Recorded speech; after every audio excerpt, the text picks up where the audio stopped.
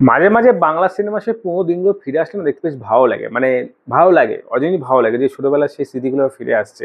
কারণ একটা সময় যখন দেখা যেত যে বাংলা সিনেমায় সেই ছোট ছোট বাচ্চাদের নিয়ে সিনেমা হতো, সেগুলো দেখেও বেশ মজা লাগতো, ভালোও লাগতো। তো সেরকমই একটা সিনেমা আসছে খুব শীঘ্রই, যেখানে অনির্বাণ ভট্টাচার্যকে অভিনয় করতে দেখা যাবে। সিনেমার নাম পক্ষীরাজের ডিম। সিনেমা ট্রেলার সদ্য দেখলাম, মানে বেরিয়েছে অনেকদিন আগে, বাট দেখার সৌভাগ্য কদিন আগে হলো, কারণ আসেনি ফিরে বা বুঝতে পারিনি, দেখবো দেখবো করে দেখা হয়নি।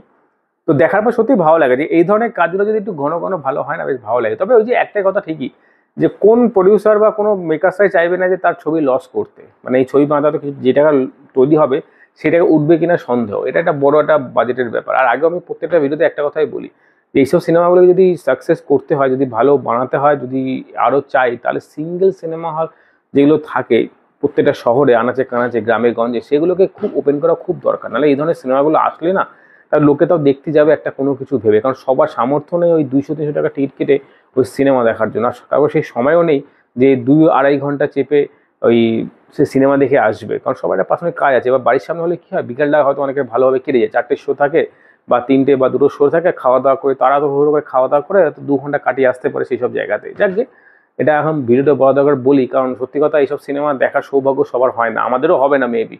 কারণ যতই এসবিএফ থাক, তবে আসে এমন এমন সময় দেয় না, বা আসেও এমন এমন সময় সেই সময় যাওয়া পসিবল হয় না। যাই হোক, সিনেমাটা এটা সত্যি খুব ভালো লাগলো, সেই ছোটোবেলার কথা মনে পড়ে গেল। এই ধরনের সিনেমা আগে অনেক দেখেছি, তো আবার আসছে সিনেমাটা দেখে বেশ ভালো লাগে। তবে অনির্বাণ ভট্টাচার্য সে অভিনয় বরাবরই যে প্রত্যেকটা জায়গাতে আমার ভালো লাগে। ভোগ যারা ভোগ যে সিরিজটা বেরিয়েছিল, তারা অনেকেই অনেক কুমন্তব্য খারাপ মন্তব্য করেছে, বাট সিরিয়াসলি আমি বলেছি আগেও, অনেকে দেখি সেখানে কমেন্ট করেছে যে তাদের ভালো লেগেছে, আমারও ভালো লেগেছে। তো কিছু কিছু কাজ যেগুলো ভালো লাগে সেগুলোকে ভালো লাগতে বলতেই হবে। তবে হ্যাঁ, অনির্বাণ ভট্টাচার্যকে যদি কোনো জায়গায় ভালো লাগে, সেটা হলো লিড হিরো হিসেবে যদি কোনো প্রেম প্রীতির কাজ করে, লাইক অথই এই ধরনের কাজ করে, সেখানে অনির্বাণ দাকে খুব একটা আমার পছন্দ হয় না। ওই তাদের পার্সোনাল পছন্দ নাও হতে পারে। তো বাকি প্রক্রিয়াদি মানেটা সেই ছোটবেলায় সেই গল্প থেকে নেওয়া হয়েছে। তো দেখে বেশ মজা লাগলো, একটা পাথরকে নিয়ে এই পুরো ঘটনাটা হবে, যেটা ছোটবেলা আমরা জানি যে এই ঘটনাগুলো কী হতে পারে, একজন ভালো মানুষ পাবে, সেটা নিয়ে অনেক রিসার্চ হবে, সেই কথাটা আবার কোনো বদমাস জানতে পারবে, সেটাকে নিয়ে আবার কাড়াকাড়ি অবস্থা হবে, বদমাস নিয়ে যাবে, আলটিমেটলি যারা ভালো যারা পেয়েছে তারাই জিতে যাবে। তো এই ব্যাপারটাকে সুন্দর করে তুলে ধরা, যেটা যেভাবে হয় সেই জিনিসটা দেখতে বেশ সুন্দর লাগে। তবে সত্যি কথা বলতে এই সৌভাগ্য আমার মনে হয় সেই হবে হইচইতে যখন আসবে তখনই। আর বড় স্ক্রিনে সিনেমা দেখা বহুদিন আগেই বন্ধ হয়ে গেছে প্রায়।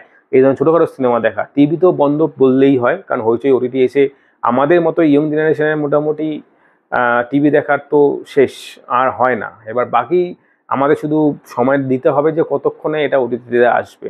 আর সত্যি কথা বলতে একটা সময় সাপেক্ষ যদি ব্যাপার হয়ে থাকে না, যে কাছে ধারে সিনেমা হল হয় 7টার সময় হলেও যাওয়া যায়, কিন্তু ওই 1.5 ঘন্টা 1 ঘন্টা গিয়ে ওই সিনেমা দেখে আসাটা খুব চাপের বিষয় হয়। তাই বলি যে এই ধরনের সিনেমাগুলো যদি আজ থেকে 10 বছর আগে সে সময় বেরোতো, বা সেই সময়টা যদি এখন থাকতো, প্রত্যেকটা শহরে 2-3টে করে হল বা 1-2টো হল, তো সেখানে দেখে বেশ মজা হতো। বাকি তোমাদের এই সিনেমাটা কেমন লেগেছে অবশ্যই কমেন্টে জানাও। তো বন্ধুরা, এই বন্ধুরা দেখা পরে ভিডিওতে, টাটা, বাই বাই।